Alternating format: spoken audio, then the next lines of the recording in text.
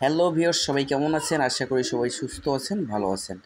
তো আমি দেখাতে যাচ্ছি কিভাবে আপনারা 12 ভোল্টের একটা ব্যাটারি চার্জার বানাতে পারেন নিজেই ঘরে বসে। তো দেখতে থাকুন ভিডিওটা টানবেন না, তাহলে কিছু শিখতে পারবেন না। তো দেখেন, প্রথমত আপনি বাজার থেকে এরকম একটা ট্রান্সফর্মার কিনবেন। সেই ট্রান্সফর্মারটা হওয়া চাই 12 ভোল্ট। তো এম্পিয়ার যাই হোক, সমস্যা নাই। তো আপনি যদি বড় ব্যাটারি চার্জ দিতে চান 100 এম্পিয়ার 200 এম্পিয়ার, তো বড় ট্রান্সফর্মার কিনবেন। 100 এম্পিয়ার একটা ব্যাটারি চার্জ দিতে গেলে আপনার 8 এম্পিয়ার একটা ট্রান্সফর্মার আপনি কিনবেন। তো যদি 12 ভোল্টের 9 এম্পিয়ার একটা ব্যাটারি চার্জ দিতে চান, তো আপনি একটা 3 এম্পিয়ারের ট্রান্সফর্মার কিনলেই হবে। তো দেখেন, একটা ট্রান্সফর্মার দেখতে ঠিক এরকম হয়। তাতে 5টি তার থাকে, দুটো হচ্ছে প্রাইমারি তার এবং ফুল ওয়েভ ট্রান্সফর্মারে 3টে সেকেন্ডারি তার থাকে, আর হাফ ওয়েভে 2টো থাকে। তো এই ধরনের একটা ট্রান্সফর্মার কিনবেন আপনারা বাজার থেকে। কেনার পরে কি করবেন, আমার হাতে দেখেন দুটো রেকটিফায়ার আছে। এই ধরনের দুটো রেকটিফায়ার কিনবেন। রেকটিফায়ার দুটো কিনে ঠিক আমি যেভাবে জয়েন করছি একটু দেখেন, দুটো সাদা মাথা এক জায়গায় জয়েন করছি, কালোটা ফাঁকা রয়েছে দেখেন। এইভাবে জয়েন করবেন। জয়েন করার পরে এখানে এইভাবে সোল্ডারিং করে দিবেন। আমি যেমন তাতাল দিয়ে সোল্ডারিং করছি, এইভাবে আপনারা ঝালাই করে দিবেন। একটা চার্জার বানানো খুবই একটা সিম্পল বিষয় ভাই, চেষ্টা করলে সবই হবে। তো দেখেন, এটা জয়েন্ট শেষ। তো আরেকটা জিনিস লাগবে, বাজার থেকে এরকম একটা ক্যাপাসিটার কিনবেন। সেই ক্যাপাসিটারটা 50 ভোল্ট 470 এমএফডি হলে হবে। তো আমার কাছে 450 ভোল্ট নাই, তো আমার দ্বারা আছে 63 ভোল্ট। তো আমি এটাকে কাজে লাগাবো।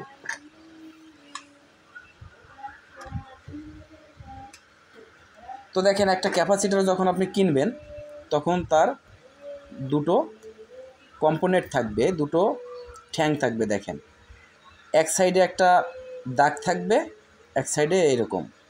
তো এই যে দাগ, এইটা হচ্ছে মাইনাস প্রান্ত। এই মাইনাস প্রান্ত কি করবেন আপনারা, সরাসরি মিডিলের ক্যাপাসিটরের এখানে ওই ট্রান্সফর্মারের কালো তারটি এখানে ঝালাই করে দিবেন। এখানে ঝালাই করা শেষ। তো এইবার এখানে যে পয়েন্টটা দেখেন, এখানে যে পয়েন্টটা, এই পয়েন্টটা সরাসরি আপনি এখানে ঝালাই করে দিবেন।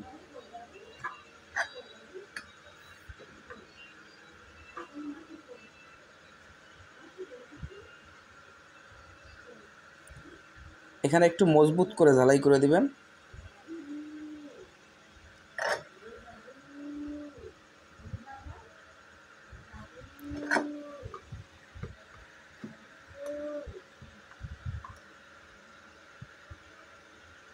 এখানে ঝালাই করে দিলাম।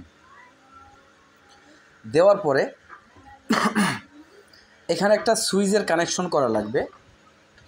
সুইচের কানেকশন না করলে আপনি চার্জ দিবেন কিভাবে, অন অফ করবেন কিভাবে?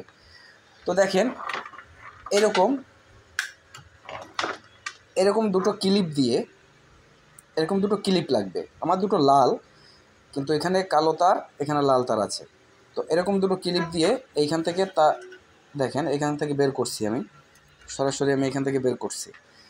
বের করে আমি পজিটিভ প্রান্ত আমি সুইচে লাগাবো। এখানে পজিটিভ প্রান্ত লাগিয়ে দিয়েছি। এবার নেগেটিভ যে তারটা আছে, এই নেগেটিভ তারটা আমি ঠিক এইখানে নেগেটিভে লাগিয়ে দেব।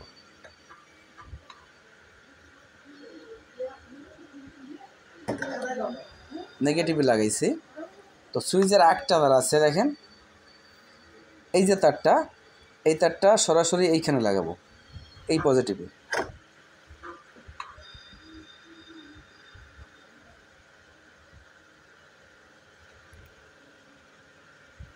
এই পজিটিভে লাগিয়ে দিব। দেওয়ার পরে দেখেন, আমার এখানে কিন্তু একটা বাল্বের কানেকশন আছে। এর ভিতরে একটা 1K রেজিস্ট্যান্স দিয়ে আমি একটা বাল্ব লাগিয়েছি। একটা পজিটিভে আছে আর একটা কিন্তু বডিতে আছে। তো বডিতে আমার কোনো কানেকশন নাই, যেহেতু তো আমার ওই বাল্বটা জ্বালাতে গেলে আমার বডিতে কিন্তু একটা কানেকশন করা লাগবে। আমি যদি বডিতে একটা কানেকশন না করি তাহলে কিন্তু আমার বাল্বটা জ্বলবে না।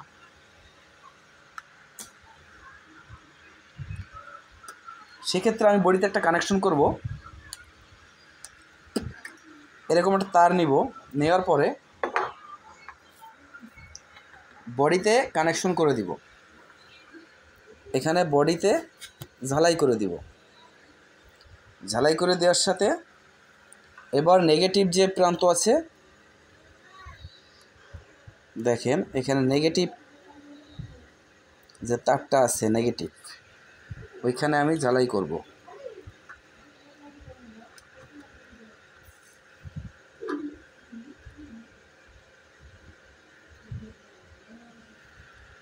দিলাম ঝালাই করে। তো এবার আমরা এই যে এসি প্লাগটা ইনপুট করব। এসি প্লাগটা ইনপুট করে দেখব যে আমাদের চার্জারটা কতদূর রেডি আছে। তো দেখেন এখানে আমার চার্জারটা কিন্তু সিগন্যাল এসে গেছে, সরাসরি সিগন্যাল এসে গেছে। তো এবার আমরা এখানে ভোল্টেজটা মাপ দিব, এখানে কত ভোল্ট আমাদের শো করে। তো আমি মিটার দ্বারা মাপবো, মিটারের কাঁটাটা 50 ভোল্টে সিলেক্ট করব।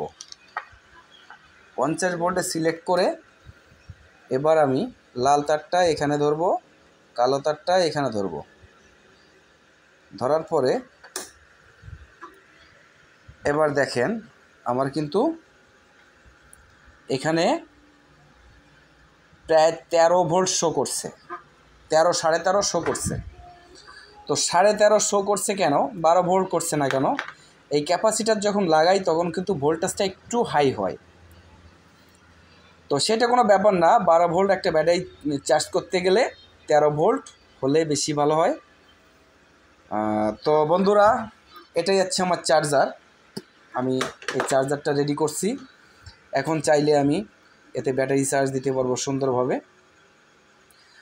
তো বন্ধুরা, যদি ভিডিওটা ভালো লাগে তো আমার চ্যানেলটা সাবস্ক্রাইব করবেন। সবাইকে ধন্যবাদ, সবাই ভালো থাকবে।